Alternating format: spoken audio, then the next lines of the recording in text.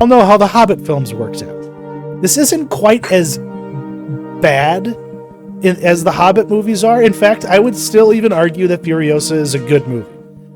But when I compare it to, its progenitor, it's inferior. I would even, argue that it's inferior to, the Road Warrior. Like, I am a old school Road Warrior stan. My parents were showing me those movies on VHS back in the day. Like they were Australian film snobs for some reason. So they made sure that I saw all of those kinds of movies. But what made Fury Road work was how that lore and all that world building was present on screen, but we didn't actually need to have it force-fed into us. And with Furiosa, I kind of feel like the funnel's in my mouth, and old Georgie is just giving it to me. And, and I just didn't care about the lore in this movie. I didn't care about how expanded everything got. I didn't need this to see this movie, because it was all in how Charlize Theron portrayed Furiosa in that first one. Because they allude to, the lost love, the person she cared about that she lost.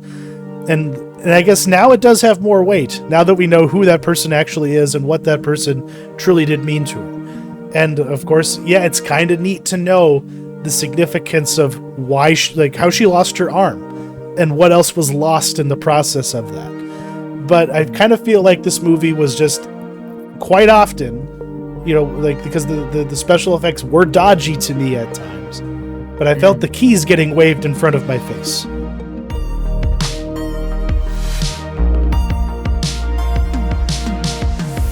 Welcome to Theater and Stream, a film podcast. I am Matt, that is Chuck, and this is episode 44. Furiosa, a Mad Max Saga, is the prequelized sequel to everyone's favorite high-octane action movie of the last decade.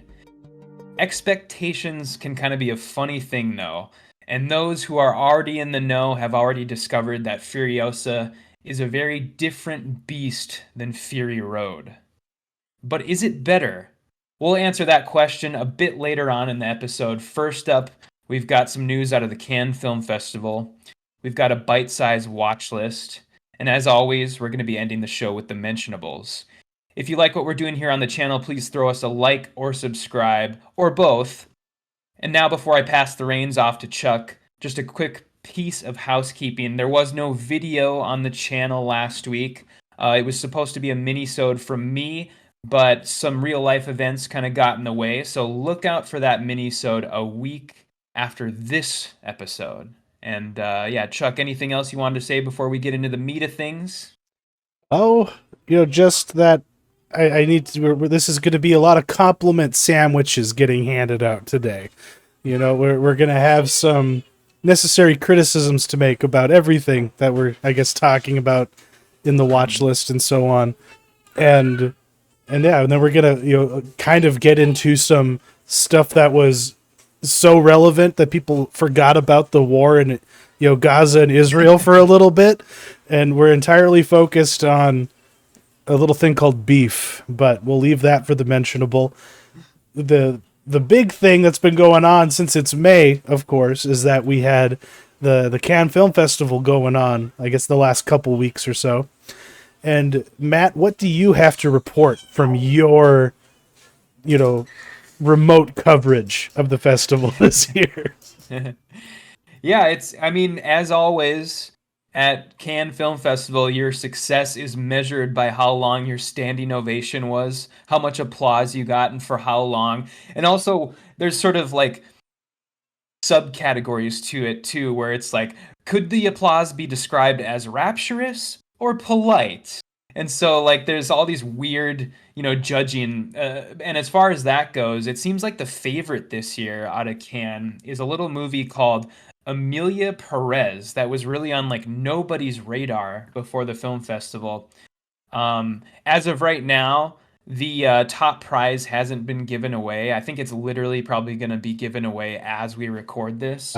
But that's probably going to win. And basically what that film is a Spanish language musical starring Zoe Saldana and Selena Gomez, and I guess it's about a drug cartel leader who is secretly seeking out a sex change operation without like any of his um cronies finding out, I guess, because I guess they would probably kill him or something. But very interesting premise. Very, very interesting. It's different, and I Hmm. guess like based on in like outside of the obvious, like is there more transgression going on as far as like the subject matter this year, or is it kind of par for the course?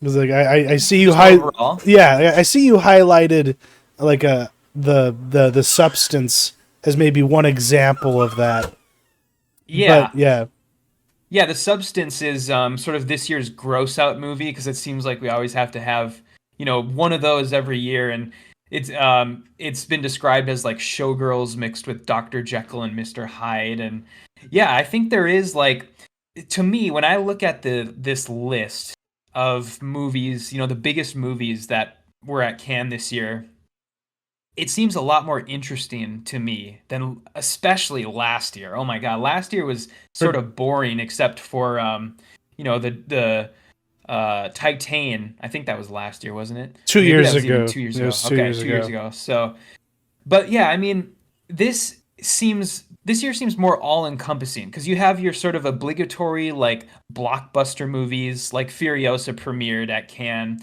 and then you have the Kevin Costner Western Horizon, and That's right. and then you have like just these little weirdo movies that nobody even heard of before the festival even started, but now people can't stop talking about, like Sean Baker's newest film, the guy who did Tangerine and Red Rocket.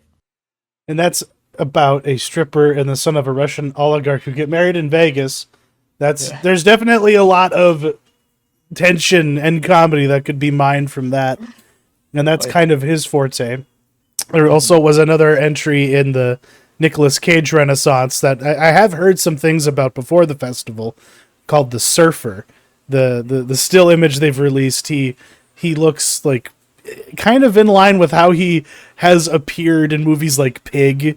Like he just grows a good beard and looks disheveled, and Hmm. that's the Nicolas Cage, acting that we're getting these days. And How do you yeah, feel about that one? The Surfer. It comes from after a really, really big break. I think it comes from Lorcan Finnegan, who is he was an indie sort of horror director, and he did. Did you ever see The Black Coat's Daughter? yeah, Yeah, that's same guy. And so me really. personally, I really really like that movie. So I'm looking forward to this. This looks to be like his sort of him trying to break free from the sort of indie horror stuff he's become known for. Become a little more serious. Yeah, this Yeah. montage that I grabbed appears to have a ton of, yeah, okay, yeah, they're showing prior films that people have had there, because of course what's been Mhm. making a lot of the hay lately is all of the news coming out about Megalopolis. And what do you think of that? Like from what you have seen and heard, it's like, is this thing a giant turd, or is this a masterpiece that people are just too stuck up to admit is great? I guess we won't know till we see it ourselves. But like Mhm. based on the reaction, it's like like there's been a lot of tepid reception to filmmakers with careers like the Cronenberg with The Shrouds. It only got a 3.5 minute like applause break, standing O. And like in one comment section, I read the person was like, "Oh, that means they hated it," because they stuck around it long enough to give you a shitty applause, like standing ovation. Mhm. Yeah, this Megalopolis is interesting because you have I don't know. I think a lot of times when people go to film festivals, they really, really overreact to certain movies, especially in the positive direction, because when you pay like hundreds of dollars to go to a foreign country and stand in line to get a good seat for a premiere, you want that movie to be good. You want for it to have all paid off. You want your investment to have paid off. So I think there are a lot of people out there who are like, this is the best, it's, believe the hype. And then there are a lot of people who are like, this is the worst movie I've seen in a while. And so it's probably it's probably somewhere in between, but I'm so my interest is so piqued by that movie because have you heard about like the live segment that happens during that movie? During Live segment? Megalopolis? What does that mean?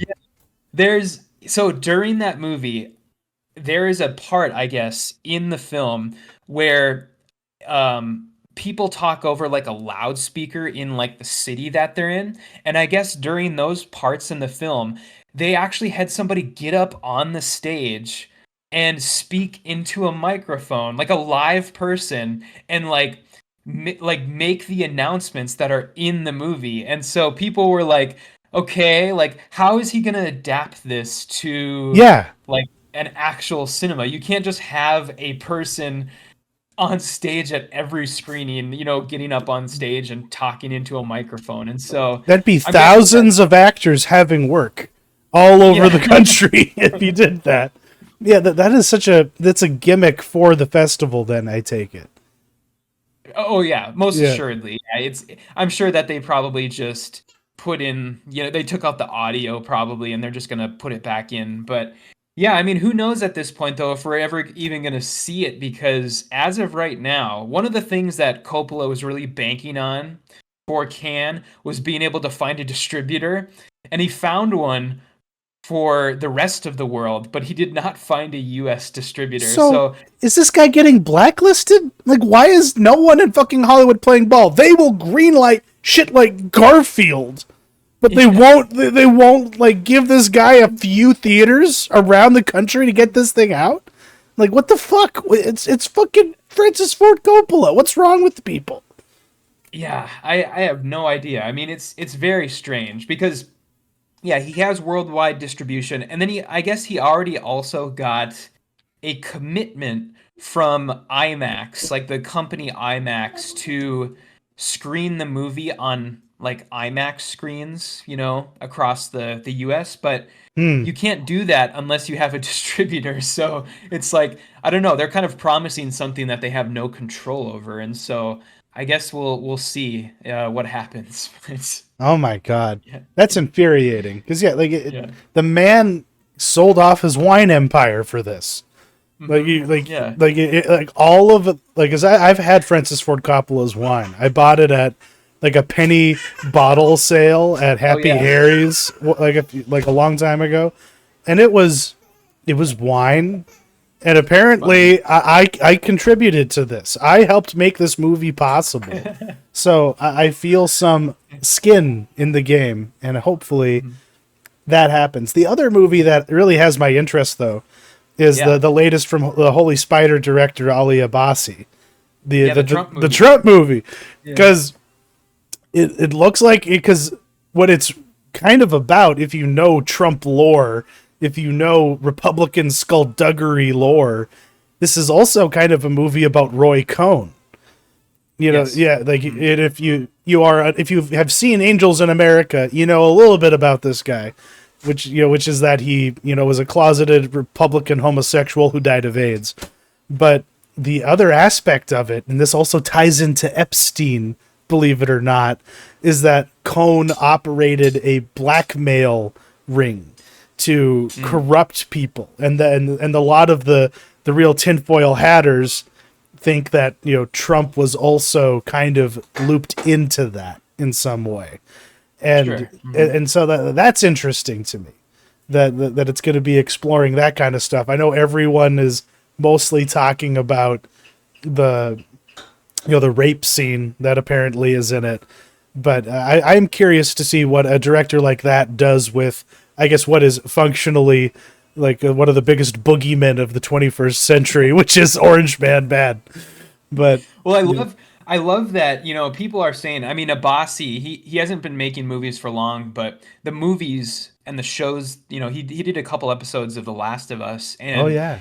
he seems to really like go for the jugular, and this movie apparently like disturbed so many people because the aforementioned rape scene you already mentioned, and then also like there's scenes of like Trump popping like amphetamines, and there's like really, really graphic like liposuction footage in the movie, like of him getting like liposuction and then yeah, just like crazy, crazy shit. And so, a lot of people came out of that screening being really disgusted. But then on the sort of the flip side of that, there's a lot of people out there who's saying that this movie is like weirdly humanizing of Trump.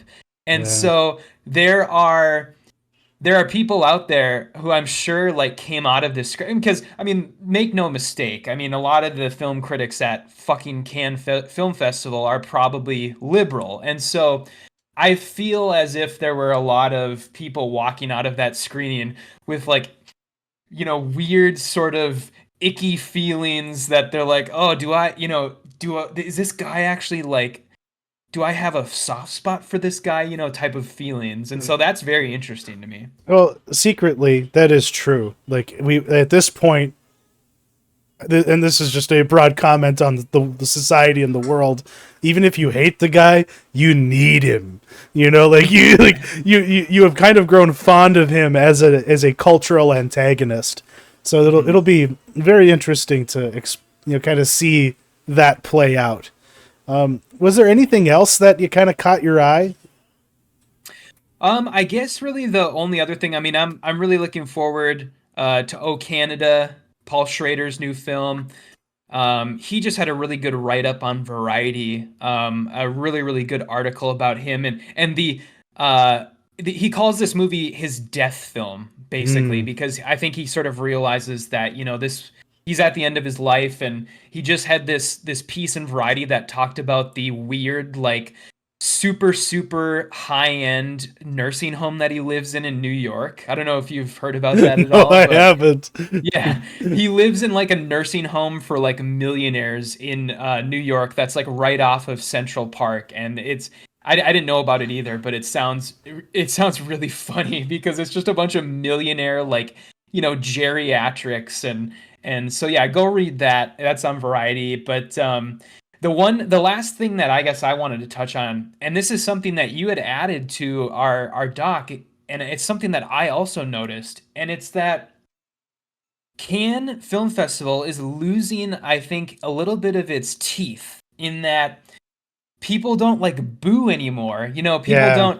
People don't hiss at the screen, people don't boo at the screen, and this year sort of is majorly lacking in movies that people hated, like that people walked out of, like en masse walked out of. And so I just wanted to kind of point that out because when people do hate a movie, it seems like they just kind of politely walk out now. Mm.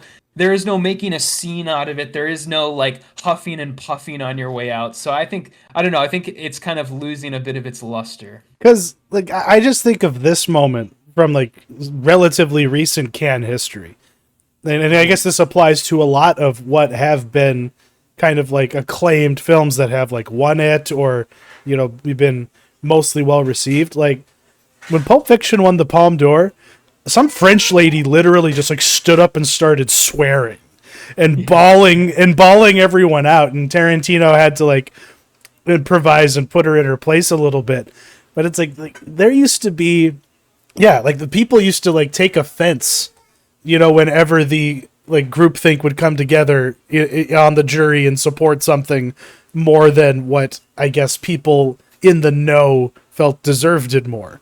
Like, and on that level, yeah, like people are afraid of offending their friends or like harming their ability to work. I guess like that has never been more of a concern to people in this industry. I feel like there was a little bit more of a renegade edge to artists, in the past where they could be like, no, fuck them. I can go my own way. There is a path that I can carve, like beyond what can be like laid out for me if I play nice with everybody.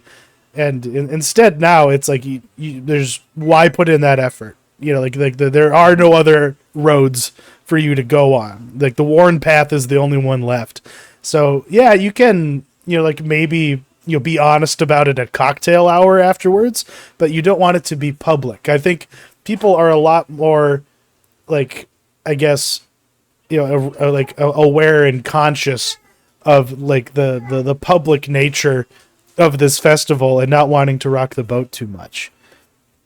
Oh, most definitely. Yeah. Yeah, you make a good point. Yeah. The belt in it is increasingly tighter, and so yeah, there I think you hit the nail on the head there. And so yeah. But yeah, look forward to these. We'll probably be seeing a majority of these films in the next 6 months or so, including in less than a month, which is crazy to think about. We're going to be seeing the next Lanthimos movie. That hits Yeah, screens in less than a month now. So, yeah, looking forward to that and too. that sounds like a trip. And like, Yes. talk about a guy like another guy who usually goes for the jugular.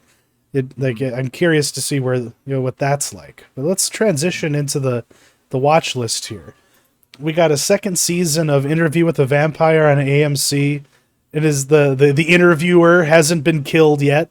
So like I didn't finish this first season of it, but like where are things advancing as far as the narrative that we know and love from Anne Rice's novel? So right now, basically, at the end of season one had Claudia and Louis thinking that they had killed Lestat, and they fled New Orleans.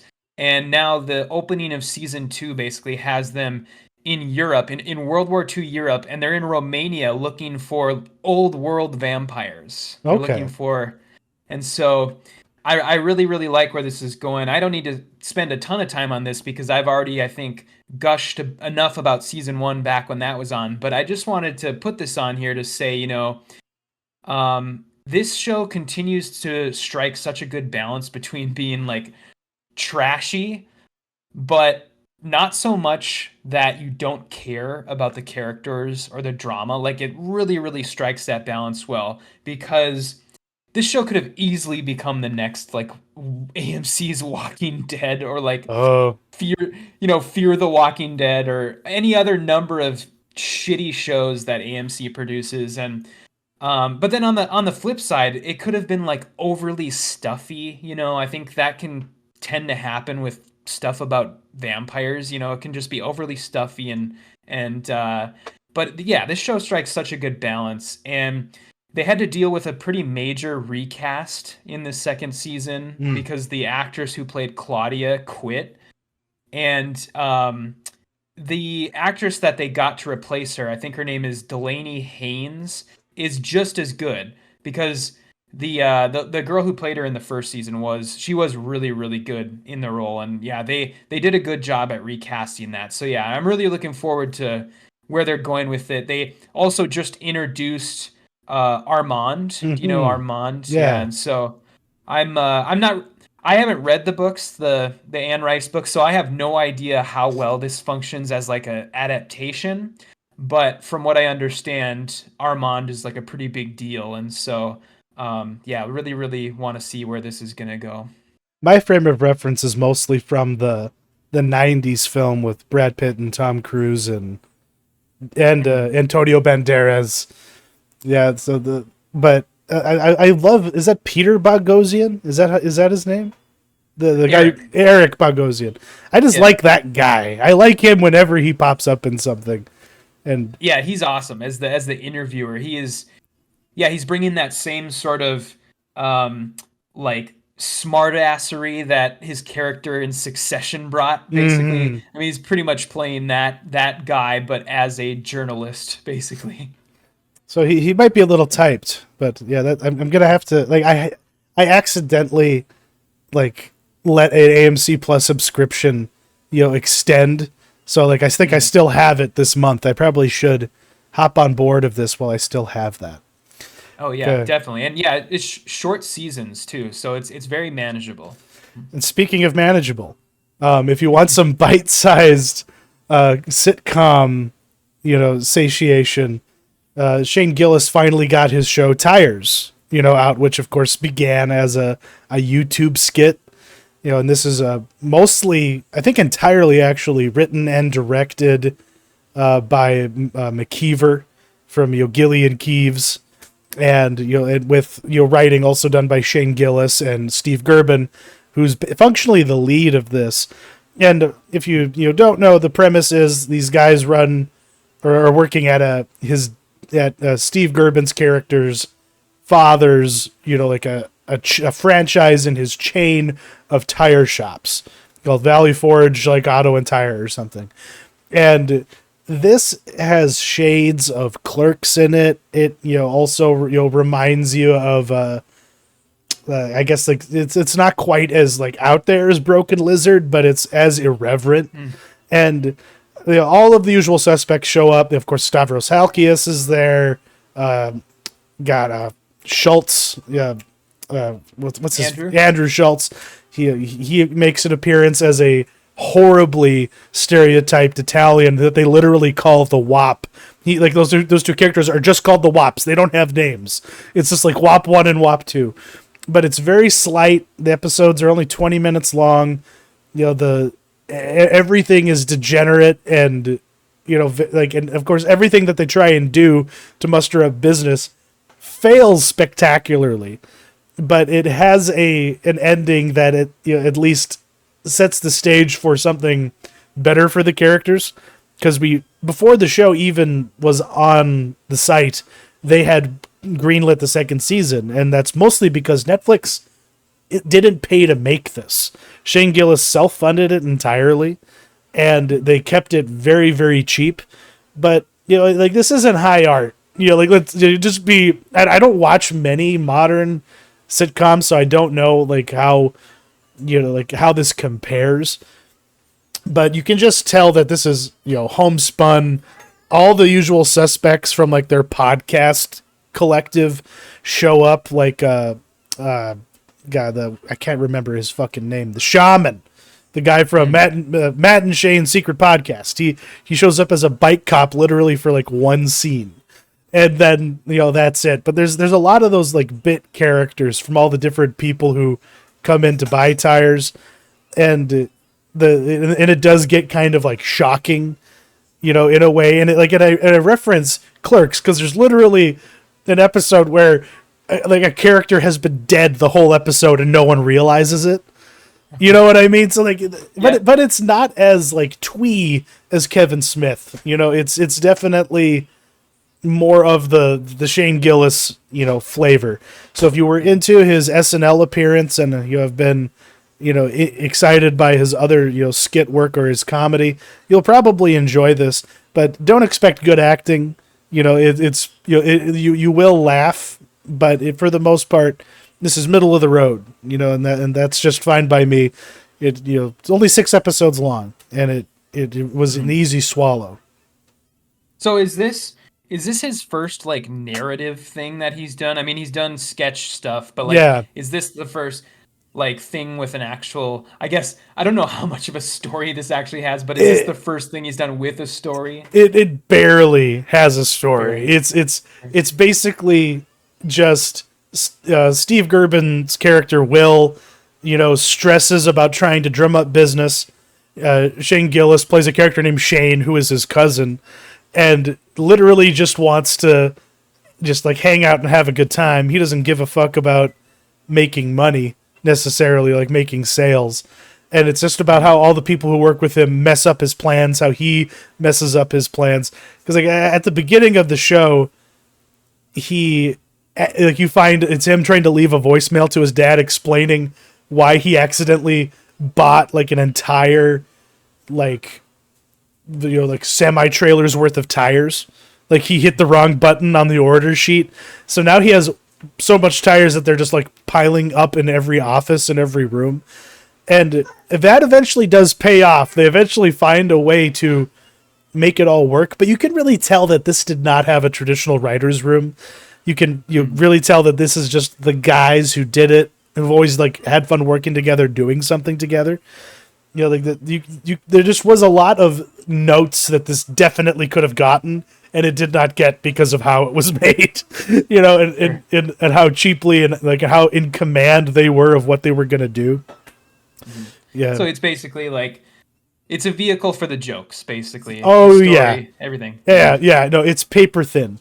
but the characters have heart. That is the one thing I'll give it. Like eventually, because of course the it's like The Office. They're always wondering whether or not it's going to get shut down or not.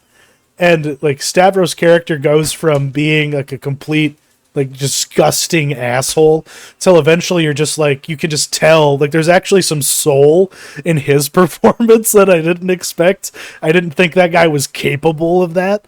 And you just don't you don't think that the show is capable of it either, but it does it in such like little doses that you almost can't even tell. You know, like they don't overdo it and they don't oversell it. You know, it's kind of like even like Trailer Park Boys. It has shades of that, even though it's not as gonzo as that. Like this is pretty grounded when it comes to the scenarios that play out. But I recommend it if you just want to kill 20 minutes. Mm-hmm.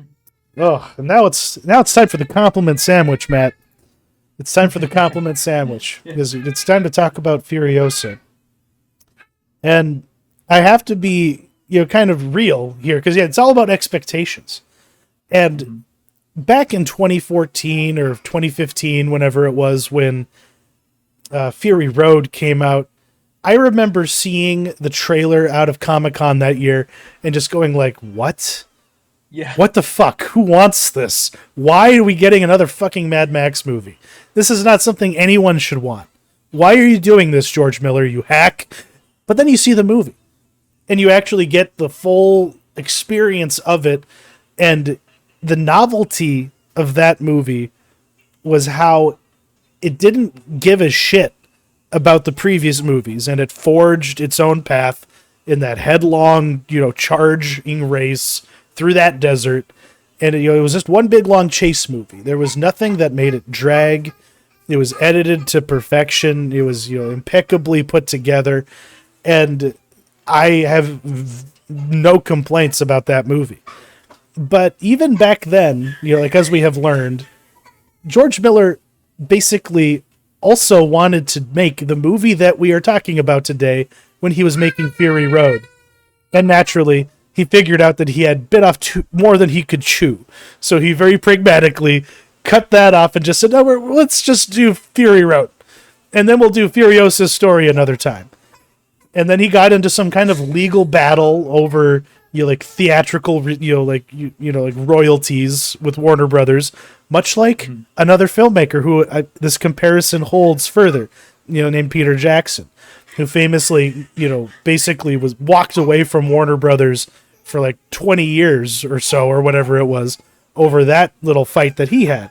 But then, of course, he did come crawling back because there was, more that he wanted to make. And we all know how the Hobbit films worked out. This isn't quite as bad as the Hobbit movies are. In fact, I would still even argue that Furiosa is a good movie. But when I compare it to, its progenitor, it's inferior. I would even, argue that it's inferior to, the Road Warrior. Like, I am a old school Road Warrior stan. My parents were showing me those movies on VHS back in the day. Like they were Australian film snobs for some reason. So they made sure that I saw all of those kinds of movies. But what made Fury Road work was how that lore and all that world building was present on screen, but we didn't actually need to have it force-fed into us. And with Furiosa, I kind of feel like the funnel's in my mouth, and old Georgie is just giving it to me. And, and I just didn't care about the lore in this movie. I didn't care about how expanded everything got. I didn't need this to see this movie because it was all in how Charlize Theron portrayed Furiosa in that first one. Because they allude to, the lost love, the person she cared about that she lost. And I guess now it does have more weight, now that we know who that person actually is and what that person truly did mean to her. And, of course, it's kind of neat to know the significance of why, how she lost her arm and what else was lost in the process of that.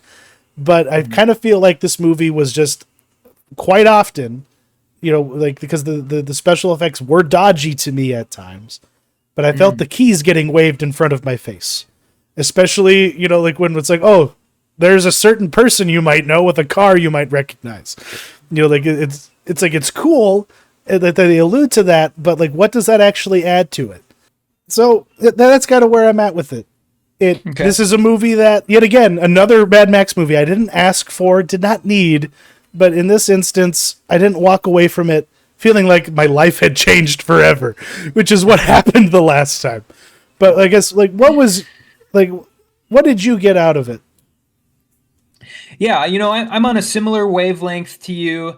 I guess my big diversion would be I really liked the world building. Okay. I like the lore stuff. Um, but as you said, I think pretty much inferior to Fury Road in every other way.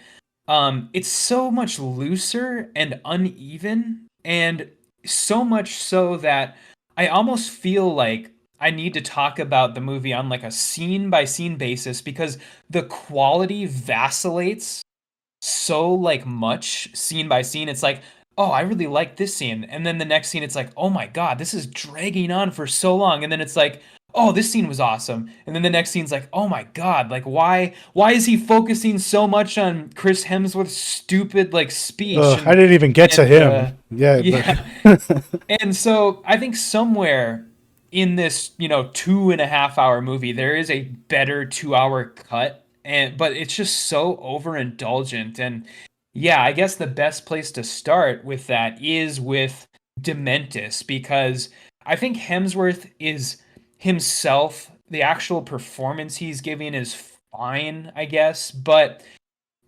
George Miller tends to like linger on him as if he stumbled upon something genius and he just has to capture it. But it's like, dude, why are you lingering on all these scenes with Dementis for so long? They just go on and on and on. And as examples, I would give like the failed coup scene, like when he tries to initially take over Immortan Joe's citadel, or like the scene where he tortures um uh, what's his name? Praetorian Jack.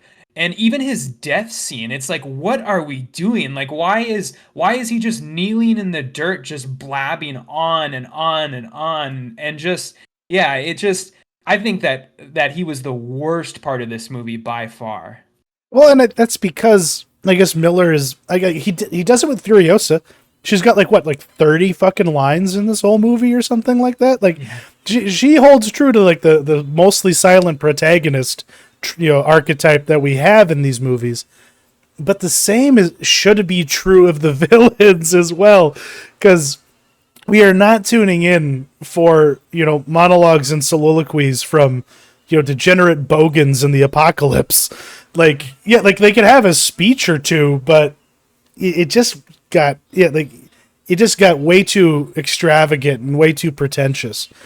And it just kept on occurring to me though that in another like reality, Chris Hemsworth has been making Mad Max movies with George Miller, like instead of being in Thor. Like he like that should have been his destiny. He's built for it. Like, you know what I mean? And instead he gets to be this sad sack villain in a in the Thunderdome of this new era of Mad Max movies, because like this, I don't quite, it's not quite a mistake, but it's like going from Mad Max to the Road Warrior was a big step up, and this is not a big step up from what we had previously, and it's in part because we're leaning into stuff that is supposed to be the antithesis of a Mad Max movie. It's not about people talking. It should never be about people talking. Everything should be simple and minimal. And instead of like, because you're going maximalist in every other direction, we don't need it here as well. Like, it's just vomit. It makes the movie turn into a slog after a while. Yeah, and it gets permanently stuck in the desert, in the mud fields for me, as far as the experience goes. Well, and speaking of that, speaking of not talking very much and just kind of letting the scenes do the talking. On the flip side, stuff that I absolutely loved was everything having to do with Tom Burke, like Yeah. Praetorian Jack. I love that actor. He's I know him from the Lazarus Project, the show that I've gushed so much about on this program, but his stuff, love everything about it, love his character, love that he's essentially the Mad Max stand-in for this movie. And I love the little like love story that's just in the middle of this film between him and Furiosa. That is, we don't know, it seems like it might be romantic, but it could be platonic. And it's just kind of plopped into the middle of this 2.5 hour movie, and then it's just done and like gone. And he's ostensibly, I guess, dead. I mean, we never see him actually die, but he's most certainly dead. He would have to be. But we also have to remind ourselves of this. We are getting an unreliable, story when we hear this. It's like basically like someone 100 or 200 years in the future is ostensibly telling us this story. So they probably have massaged, some of the more horrific imagery out of it just for the sake of the children listening. Because I forget, I think it was, It's the history man. Yeah. He's the narrator of the movie, right? The guy who writes all the history on his body with the tattoos, who's locked in the encyclopedia person. Is that what he is? Yeah. He's like a walking, talking encyclopedia dictionary thing. Yeah. And I just want to shout out what I know Tom Burke from, unfortunately, is Only God Forgives. He plays the pervert brother who gets murdered in that, because his face is so distinctive, and in this he's slathered in oil and grease or whatever that is. Golly. Yeah, I guess. While I'm talking about things that I liked, another thing I think this movie has a little bit of an edge on is, thank God they fixed like the audio mixing, because I did actually watch Fury Road earlier this week before seeing this, and God, Tom Hardy needs to figure his shit out with his dialogue in his movies, because half of his stuff in Fury Road is just mumbled, and it's the same thing for Dunkirk, it's the same thing for Bane, and judging by the previews that we have seen of the bike riders, he's doing the same fucking thing in that movie, where he is, except with a Chicago accent this time. And I know that once that movie comes out, as much as I'm looking forward to it, we're going to have Tom Hardy just being like, just like mumbling his way through his role. And so, thank God they fixed that in this, because you can actually tell what the characters are saying. So is Tom Hardy the problem? Is that he is? Because we've always been blaming Nolan for it, for casting him in roles that involve him wearing a mask. But that's really when he got the mumbling started. Because when I think of because before The Dark Knight Rises, you'll think of Bronson, and I'm not sure what else he had been. And even in Inception, he was comprehensible. He was articulate even. And even I watched The Craze recently, where he's playing those two, English gangsters, and he's mostly comprehensible there. But if you've watched, you're right. It's like it is just this bit that this is his style of acting now. He noticed that he got away with it, so he's just always gonna get away with it. Because in this one, and not just the mixing in general with all the chaos and all the shit, it just wasn't as much of a wall of sound in the negative sense this time either. So they figured their shit out. I just wish they had taken a scissor to the script here and there, maybe reorganized it a little bit. But what am I complaining about? And I guess that's kind of where I need to check myself.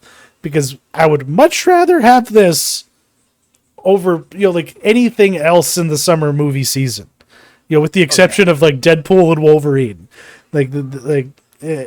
I don't want to dissuade Georgie from making more, but there still is a part of me that just kind of wishes he would have just stopped at Fury Road and handed it off to some other young director. But I guess the argument to be made here is he's the only guy that can do this. Is that right or wrong, would you say? I think, yeah, I would agree with that because I mean, I think what Fury Road gave him, if anything, was basically carte blanche to do whatever he wanted, you know, and so, and you can tell that with this. I mean, if I don't know if there was any producers behind the scenes of Fury Road that were sort of, you know, edging him in certain directions or being like, hey, you know, George, we got to cut this, but he is most certainly getting to do exactly what he wants with this movie because there are certain, you know, things in this film that make me think about 3000 Years of Longing, you know, his Mm, last film where it's like we are clearly getting the 3000 Years of Longing George Miller in this scene and definitely not the Fury Road George Miller yeah. because I mean, take for example the weird like tree like tall tale thing that ends the movie where the you know the narrator's basically like, and if you believe the rumors, you know, he he was turned into a tree and peaches grew out of him, and it's like what is this, like what are we doing here? And so that reminded me so much of like, you know, 3000 years George Miller. Where everything, was just magical realism. I don't know if we need magical realism in Mad Max. No.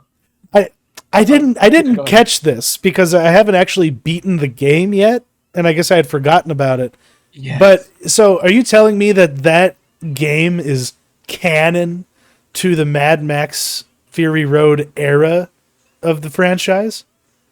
Yeah, it's interesting because it wasn't. I believe I went and looked on the game's like Wikipedia page, and it does you know, explicitly state that it is out of continuity, but um Scrotus, the third son of Immortan Joe, who we don't see in Fury Road, is in this movie, and he is the villain of the Mad Max video game, and you kill him in the Mad Max video game. You know, of course, at the very end, he's the final boss. And so it's kind of interesting because there is at least a headcanon that you can develop between the game and this movie now, where, you know, assumedly, when Mad Max kills Scrotus, that is the reason why he is running from the War Boys at the beginning of Fury Road, and then he gets captured. And so, if that's not actually the real canon at this point, I choose to believe that because that's cool. I think that's cool. We might as well. We might as well. Yeah. And what did you make of the tag at the end of there where we bled into the movie that this is a prequel to? The oh, you mean like how they were showing scenes during the credits? Yeah, yeah, Or well, like how they well, and even just like, like setting up like the events of Fury Road, but with Anya oh Taylor yeah. Joy. Hmm. Yeah, Yeah, that was I like that. I think it was cool. I mean, because I guess I didn't get a good look at them, but you know, because the actresses that played the what are they called? What the are the Immortan Joe's wives called? like the Dag, and I Yeah. forget all of their names. Hmm. Yeah, Yeah, so basically this movie ends with, you assume it's basically Furiosa stowing them away in the war rig so that, you know, the next morning she basically are the events of Fury Road. Like this movie literally takes place all the way up until the day before Fury Road. I think is that's the assumption, right? yeah. Yeah. But then like that's my quibble. Why Mhm. not get Charlize Theron back just for like that shoot? Mhm. We have to accelerate time a little bit, right? Because now we're just going from Anya Taylor Joy right into Charlize Theron, and I'm like, and that kind of bugs me. Like they might as well have just bridged the gap and done a time jump, brought back Charlize, but I guess she probably wanted nothing to do with this after Yeah. the experience of making the first. Yeah, she had a bad experience at working with Tom Hardy too. Another, I guess he made the shoot a living hell for her, I guess. So that begs the question: if we get a sequel, who should come back as Max? Like should he come back, or who should be cast instead? I don't know. Well, I wonder if Tom Hardy would come back because I think he probably would as long as he didn't have to work with Charlize Theron. But um, George Miller has talked about what he wants to do now. He's literally, I think, titled it. I think the movie is literally called Mad Max: The Wasteland. Is like the next movie that he wants to do, and Okay. it is apparently another prequel, which I think I don't know. Boo. I don't know why he wants to keep doing these prequels. I think he should do a sequel because I want to see what happens to Max. After he sort of sneaks his way out of the Citadel at the end of Fury Road. But yeah, I think Hardy would probably come back or whoever played him in this movie because if people don't already know, we get a Mad Max cameo in this movie, but it's shot from afar and we don't know who's actually I'm sure it's just some rando extra that's Or like playing I him. think it was a stunt man. Like Yeah. they released the name because yeah, he's just sitting there just like munching on some like desert rat or something like that. Hmm. Yeah, interesting little detail. I kind of like that how he basically had interacted with Furiosa before he ever knew who she was, and of course she didn't recognize him because she was passed out, and then she woke up in that disgusting like pit of like dead bodies and stuff. That was a good scene Oh, because yeah, that was fun. some people like I don't know like there was less action in this technically than Fury Mhm. Road if you go pound for pound, but the gross out factor in this movie was very very high. Yeah, Oh like yeah. for me, like it was. People are not wrong that that it's really bloody and brutal, but Mhm. I mean, come on, it's like it would be like if the Fallout TV show didn't have people's heads getting popped like melons and Yeah. exploding everywhere. Like this is the end of the world. It's not going to be nice, and but I don't know. For the most part, if you're gonna go to a theater, go to this and not fucking Garfield. Just like Yeah. please don't support that. Support this if you're going to support anything at all. I did want to touch on we haven't talked much about the actors, and the we this wasn't really revealed beforehand, but the actress that plays young Furiosa, Yeah, I should say younger Furiosa because we get young Furiosa and younger Furiosa. She literally plays the role for literally like half the movie. Like yeah. Anya Taylor-Joy doesn't show up until like over like an hour into this thing, and so I gotta call her out. Her name is Alia Brown, I think, and I think she did a really good job at her role. One of the better child actors I've seen in a lot of things. And then I'll just I'll give a shout out for Anya Taylor Joy too. She does a pretty spot on Charlize Theron impression. Once it gets towards the end of this film, she's doing a pretty good impression. But yeah, I mean, up until then, the movie doesn't require a whole lot of her because, as you said earlier, she doesn't have a whole lot of dialogue, and she spends the majority of the film with like her like Mm. scarf over her like nose like that, and so. But yeah, all the actors except for Chris Hemsworth did a good job. Even Nathan Jones coming back. I think he plays like Rectus. This Yeah, one of Rictus. Yep. Rictus. Yeah, I remember when that guy was just part of like Brock Lesnar's like goon squad on WWE, Yeah. or Paul Heyman's, and then he was in Troy for like a Oh hot yeah, second. yeah. He He was Ajax, wasn't he? No, he was Boagrius. Oh, okay, yeah. He's the guy that gets murked by Achilles in the beginning during the champions fight. Oh, Yeah, yeah. yeah. Okay. He shows up for like just to throw a spear and then get a CG sword stabbed into his like upper shoulder area that kills him instantly. So and he was memorable in Fury Road, and so if you're gonna do a prequel, yeah, you might as well get the gang back together. It's too bad that the guy that was originally a Morton Joe and the toe cutter from the first Mad Max movie passed on. Hmm. But Yeah. I didn't know this, but the guy who co-wrote both of these movies with George Miller, that Nico Latharis, Hmm. he was one of the biker gang guys from the first Mad Max movie. Okay, yeah. I guess that makes sense. I mean, you have to repurpose people when you have that low of a budget. They're probably like, okay, you come, you have to act in this, and you have to act in this, and you have to, Yeah, and then he was just like, "Hey, Georgie, we're still friends.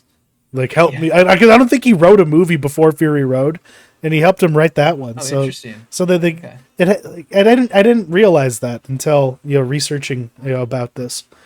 Mhm. But I guess yeah. Like any final comments before we go to the mentionable? Well, one thing I did want to touch on is you had mentioned at the beginning, and you had alluded to it, and I wanted to get your sort of expanded thoughts on it. But one of the concerns about this movie, I remember when like that first trailer came out, was how much this movie looked like it was going to rely on CGI compared to Fury Road. And the trailer, I know there was like some shots in the trailers that people were like, "Oh my God, that looks awful." And so I'm kind of curious what you thought of that, the balance of CGI and practical effects, and what specifically you thought looked pretty dodgy, because I think you had mentioned that in your intro. It. I guess I'll just say this: it's not that it's genuinely bad CGI.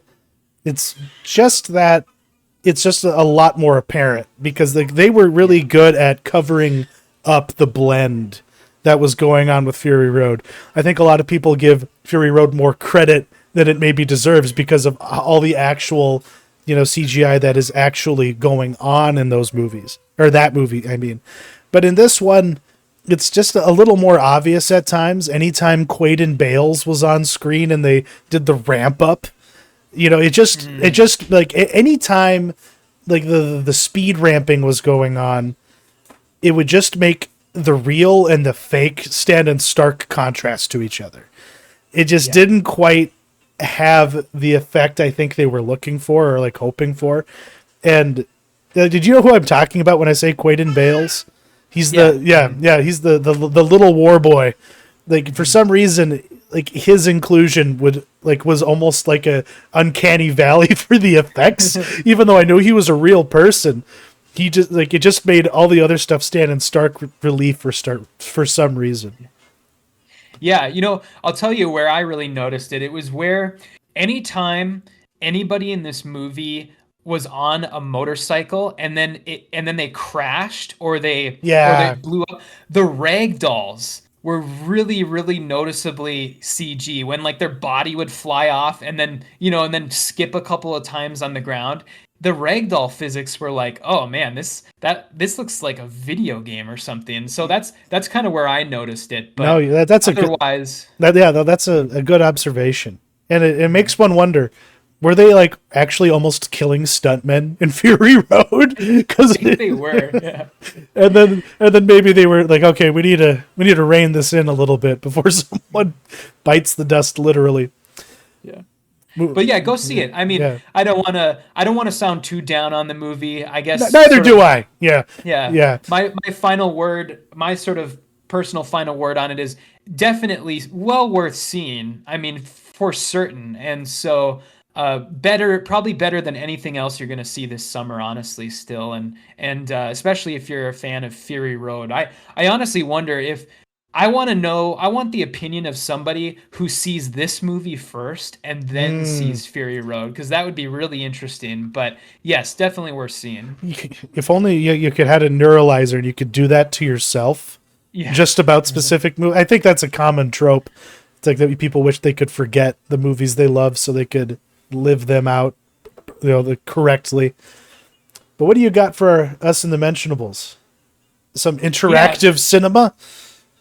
Yeah. Speaking of movies, uh, Hellblade 2 Senua's Saga is the best movie I've played this year because that's what I mean. This is ostensibly a movie, but it's did you ever play the first one I at all? did a little bit when it was on Okay. Game Pass. My computer could barely handle it. Yeah, and this, I mean, it's gonna be even more the case with this one because, yeah, I pretty much downloaded this to try and put, my PC through its paces because Oh man, if this game is anything, it is pretty. It is so there are times when you're looking at like the motion capture and it's like how are these not real people? Because it looks so good. And I want to see, somebody do a side by side comparison between this and Alan Wake 2 to see, who has the better graphics, because yeah, those are like the two like top tier games at this point as far as that's concerned. But you know, this is not a very good video game, I don't think, though. It's pretty slight. I mean, everything about it other than its visuals are pretty slight. It's, the combat is very bare bones. It's very basic, and this is a game you're playing for the story, if anything. And it's one of those games where I don't know if this ever gets under your skin, but it does get under my skin where like you're sort of forced in a video game, you're forced to just sit there for like 30 seconds or a minute, just like pressing forward on the Yeah. joystick, and your character is like crawling through the mud or something like that. And that's what this is, that type of game where it's like, okay, I'm sitting here and I'm just pressing forward on the joystick on my controller and my character's like crawling through the mud, but this isn't fun. This isn't a good gameplay. And so yeah, that's kind of where I'll leave it with Senua's Saga for now. But yeah, definitely a fun game to try and break your computer with. So if you have Game Pass, yeah, maybe better than shelling out full price for it, because I've heard the experience is only like maybe 5 hours. Yes. Like at least when you buy like a game from Hideo Kojima, you're gonna have at least just 10 hours of cutscenes in addition to the gameplay. So yeah, it makes me wonder, like where's David Cage at these days, man? How come How come he's not just specifically making these kinds of experiences? Yeah, I don't know. What was the last game he did? Like Is he the like Detroit, I think it was Oh yeah, called. Detroit Become Human. Yeah. Yeah, yeah, yeah. Well, I have started a part-time job working at Buffalo Wild Wings. Let me just say, if you have a bad experience there, I know exactly why you're having that experience. And it's because people working in that kitchen are generally a bunch of high schoolers or fuck ups and degenerates, like myself not included, of course.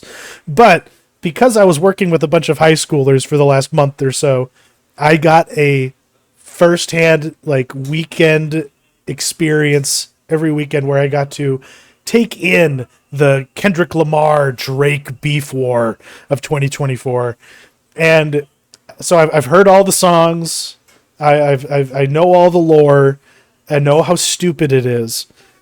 But the best thing to come out of it was somebody took an AI like song creator and they generated this song called BBL Drizzy, which, because like 2 or 3 years ago, there was a rumor that Drake got a Brazilian butt lift operation.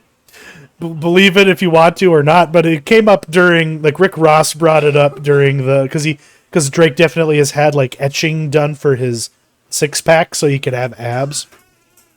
And so they were throwing stones at him for that. And somebody took an AI generator and created a song around that called BBL Drizzy by a fictional like 70s soul singer named King Wallonius. And that track is awesome.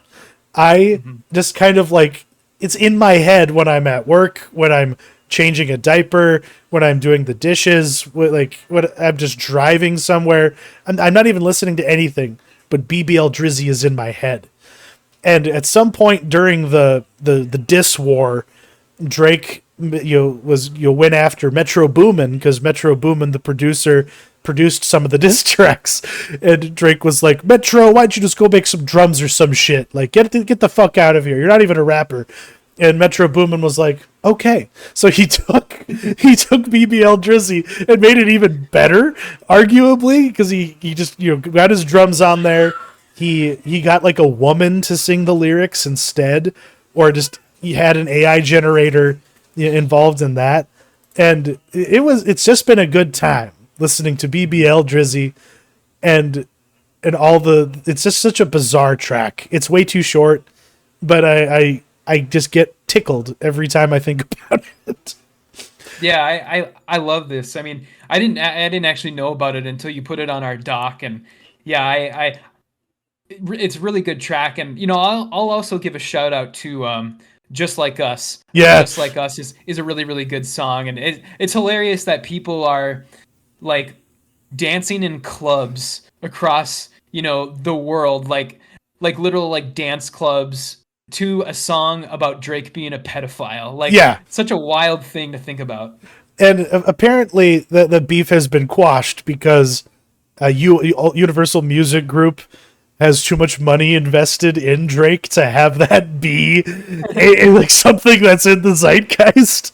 So they very quietly leaned on Kendrick to just like cut it out. Because like I don't know if you know the full timeline of it, but every single time that one of them would put their track out and think that they had the final say, the other guy would just put something out immediately. Like especially Kendrick, he was merciless towards the end there, and I think is it Not Like Us or Just Like Us? It might be. Oh yeah, I think it's Not Like Us. Yeah, I think because you're right. you're not like us. You can't say the N word anymore. Like we don't want to hear you say the N word anymore. Like they just went in hard on the guy, and Drake is easy not to like, and of course there's a lot about Kendrick that is maybe a little problematic that I'm not plugged in enough to know. But whenever dirty laundry like this gets aired in the rap community, good things happen. You know what I mean? And this was one of those good things. Yep. But that kind of does it for us this week. Furiosa is in theaters.